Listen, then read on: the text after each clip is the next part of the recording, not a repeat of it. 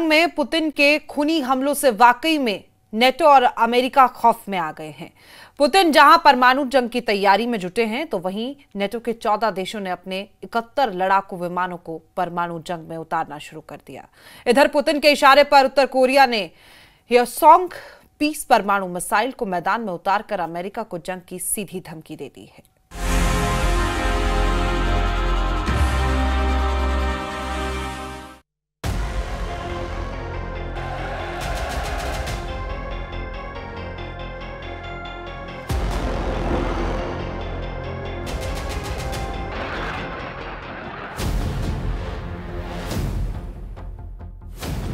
NATO का पहला परमाणु युद्ध, एटमी जंग को तैयार पुतिन किम। मौजूदा खौफनाक हालात, भीषण मिसाइल, ड्रोन और रॉकेट से हमले रूस यूक्रेन जंग को तीसरे विश्व युद्ध की आग में झोंक चुके हैं। लेकिन अब सबसे दहशत फैलाने वाले हालात ये हैं कि अब नेटो के 14 देशों ने रूस से सीधी जंग के लिए परमाणु तैयारियां युद्ध स्तर पर शुरू कर दी है। उधर दूसरी तरफ पुतिन और रूस के कट्टर समर्थक उत्तर कोरिया के लीडर किम जोंग उन ने अपनी परमाणु परेड से जहां ट्रंप के होश उड़ा दिए, तो वहीं दुनिया को यह भी दिखाया कि रूस जंग के मैदान में बहुत आगे की तैयारी कर चुका है। रूस पहले ही बेलारूस के साथ मिलकर के जापान 2025 और परमाणु युद्ध की तैयारियां 10 से 16 सितंबर के बीच पूरी कर चुका है। इधर उत्तर कोरिया के supreme leader Kim Jong Un ने उत्तर कोरियाई सेना की 80वीं वर्षगांठ के मौके पर दुनिया की सबसे विनाशक मिसाइलों के साथ शक्ति प्रदर्शन किया है। वॉर एक्सपर्ट्स का दावा है कि चाहे रूस हो या फिर नेटो, यूरोप या फिर अमेरिका, सभी मानकर चल रहे हैं कि जब तक आर पार की जंग नहीं होगी, तब तक दुनिया में फिर से शक्ति संतुलन नहीं हो पाएगा। और यही वजह है कि 3.5 साल बाद भी रूस यूक्रेन पर कब्जा करने में जुटा हुआ है। हम आपको अब जंग का वो दौर दिखाने जा रहे हैं जहां फैसला परमाणु युद्ध से होगा।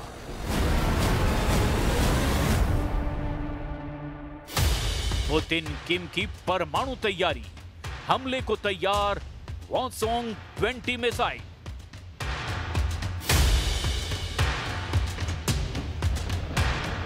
दुनिया के लगभग सभी देश जानते हैं कि रूस की परमाणु ताकत के सामने दुनिया का कोई भी देश नहीं टिक सकता।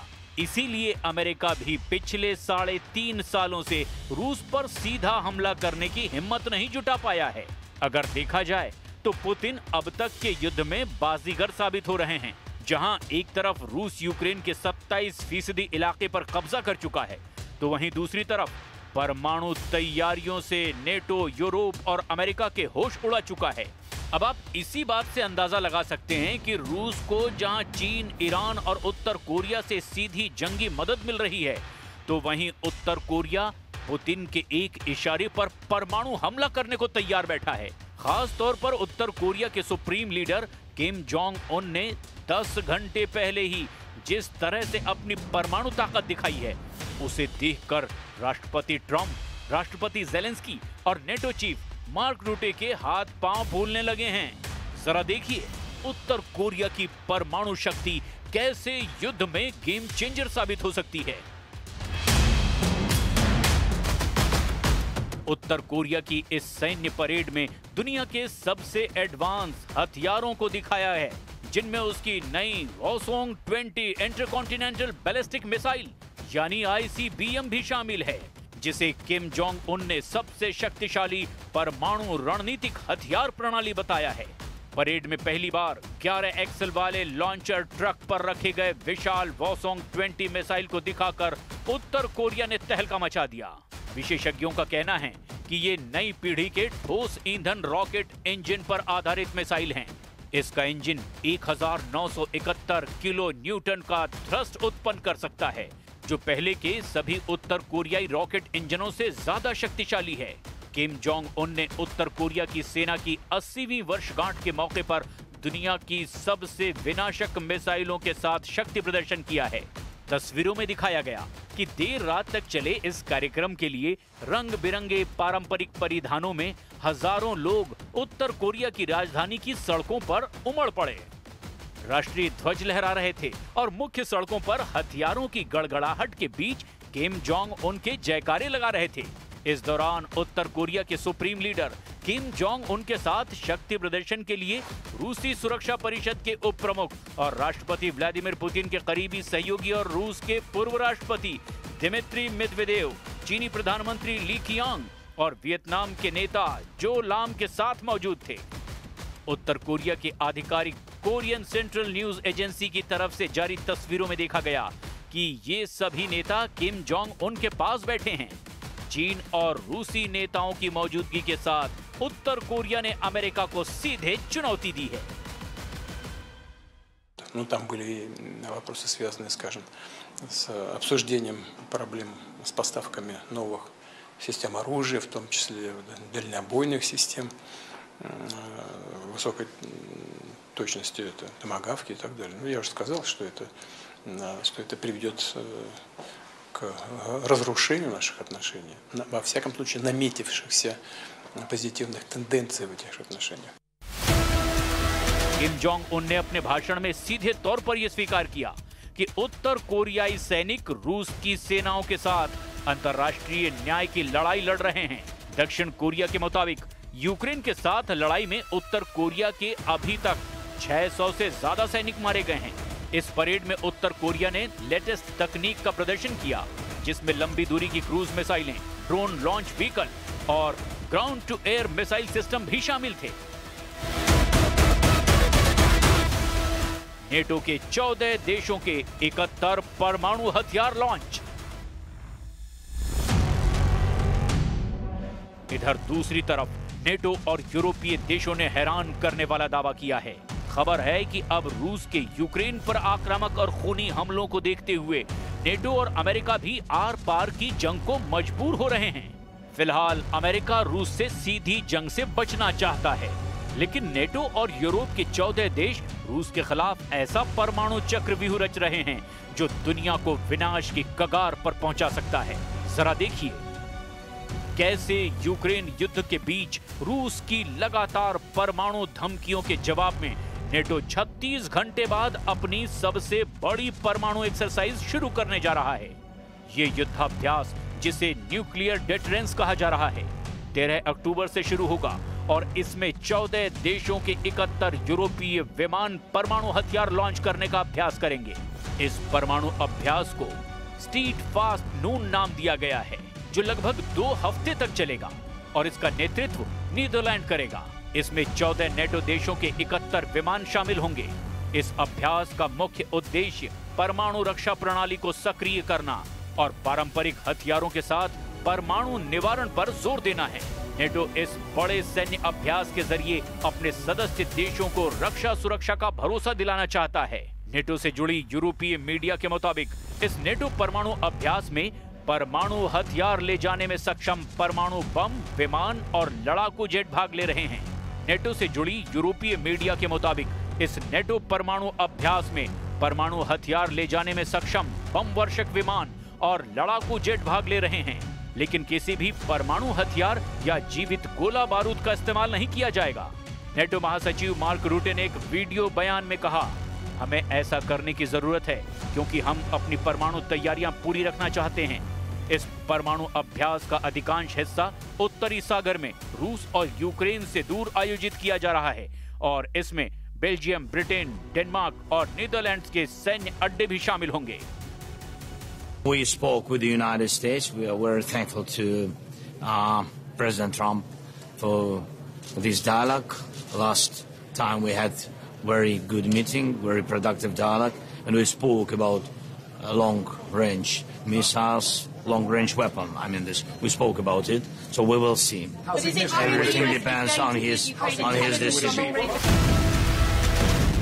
अब ऐसे हालात में साफ है कि दूसरी तरफ चीन, उत्तर कोरिया और ईरान जैसे देशों के साथ मिलकर रूस ऐसी जंगी तैयारी कर रहा है जो नेटो और यूरोप पर बहुत भारी पड़ सकती है। अब यूक्रेन रूस के ताबड़तोड़ हमलों को झेल नहीं पा रहा। हालात ये हो गए हैं कि यूक्रेनी सेना के एयर डिफेंस सिस्टम रूसी हमलों के सामने पस्त पड़ गए हैं। यही वजह है कि यूक्रेन की राजधानी कीव समेत 12 शहरों में ब्लैकआउट हो गया और जेलेंस्की ट्रंप से जल्द टॉमहॉक क्रूज मिसाइल भेजने की गुहार लगा रहे हैं।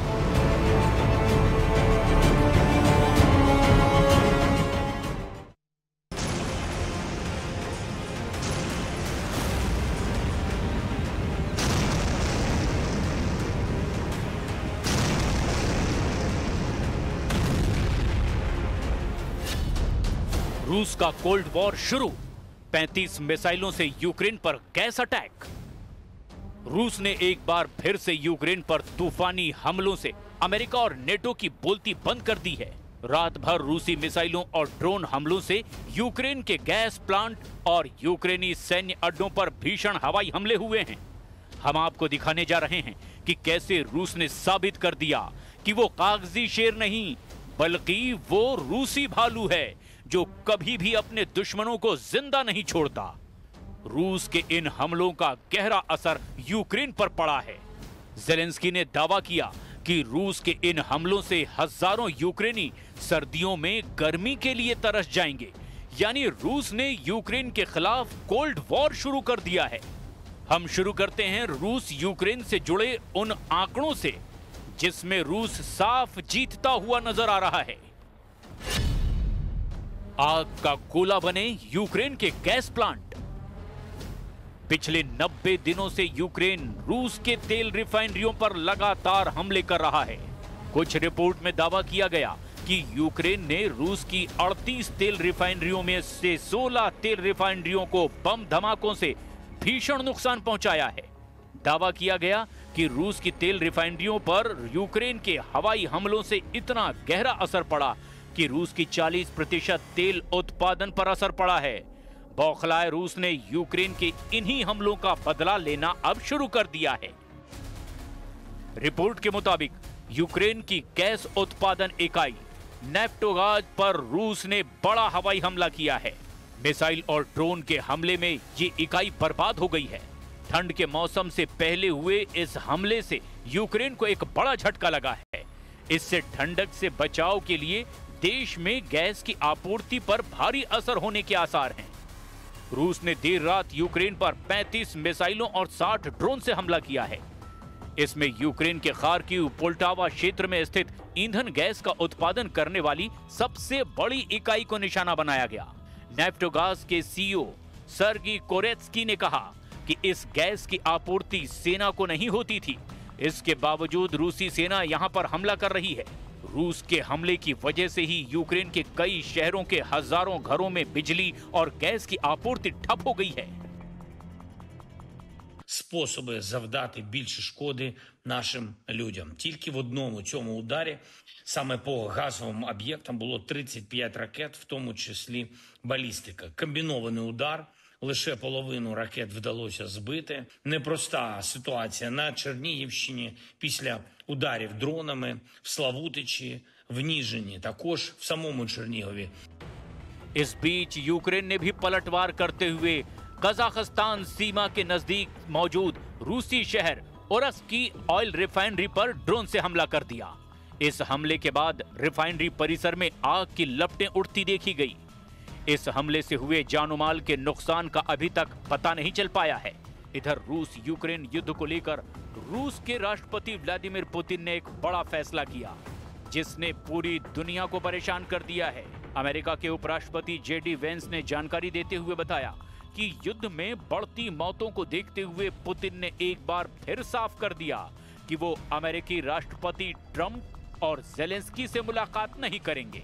इधर कुछ रिपोर्ट्स में दावा किया गया कि वॉशिंगटन में मौजूद centre for studies and international studies का अनुमान है कि 2.5 लाख से ज्यादा रूसी सैनिक और 60,000 से 1 लाख यूक्रेनी सैनिक मारे गए हैं। इस बीच संयुक्त राष्ट्र ने सितंबर में बताया था कि युद्ध में 14,100 से ज्यादा यूक्रेनी नागरिक मारे गए हैं। द मॉस्को टाइम्स के मुताबिक इस युद्ध में 620 से ज्यादा रूसी नागरिक भी अपनी जान गंवा चुके हैं। पिछले महीने व्हाइट हाउस में जेलेंस्की और यूरोपीय नेताओं के साथ बैठक के बाद त्रिपक्षीय बैठक की उम्मीद की गई, लेकिन रूस के तूफानी हमलों ने सारी उम्मीदों पर पानी फेर दिया।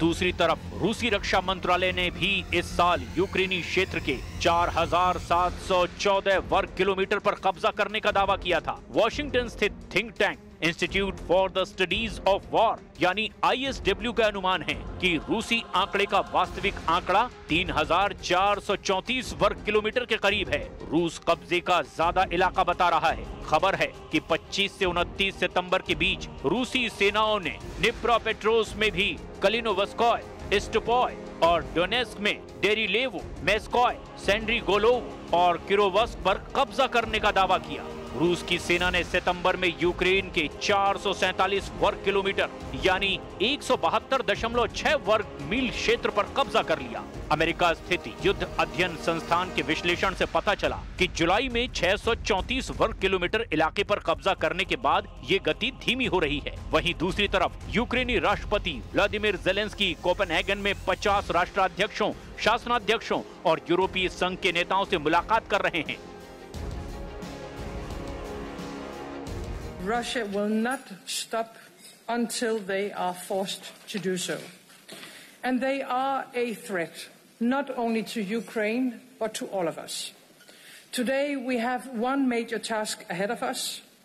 We have to make our common Europe so strong that war against us becomes unthinkable. And we have to do it now. ये अंदाजा लगाना बेहद मुश्किल है कि अगर परमाणु जंग छिड़ी तो कौन सा देश जीतेगा। लेकिन इस वक्त रूस ने अपने तेवरों से साबित कर दिया है कि रूस यूक्रेन में अपना मिशन पूरा करने के लिए अब किसी भी हद तक जाने को तैयार है।